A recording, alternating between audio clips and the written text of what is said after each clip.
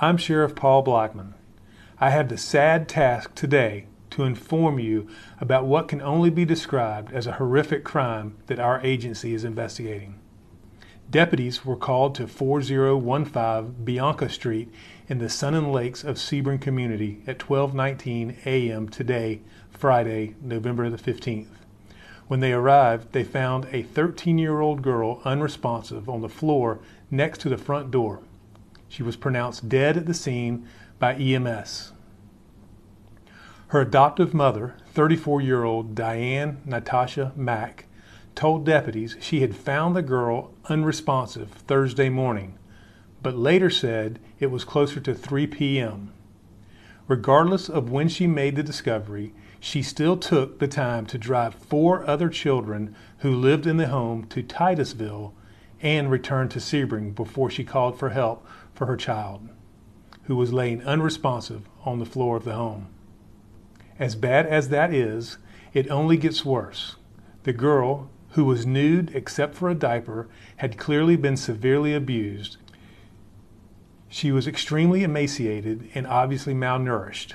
Her body was covered with wounds in all stages of healing, including open lacerations that were clearly recently suffered.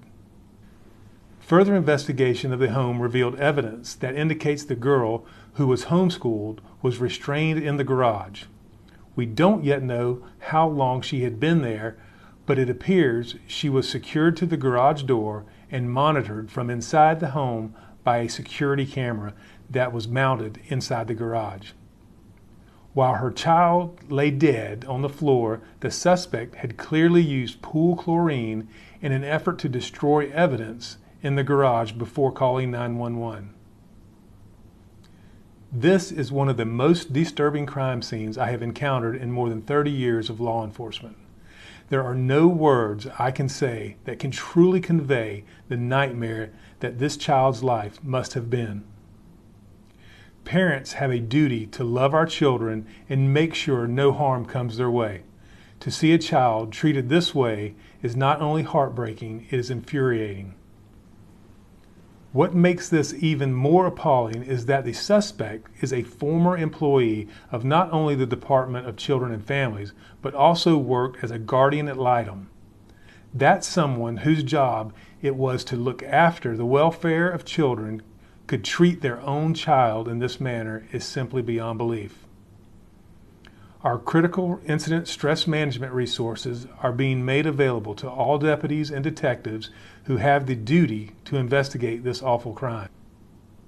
This is something that no amount of law enforcement experience can prepare you to face. I can assure you that we will do everything in our power to make sure that there is justice for this child. As of now, the suspect is charged with first-degree murder while engaged in aggravated child abuse, as well as aggravated child abuse, kidnapping, and destroying evidence. She is being held without bail in the Highlands County Jail.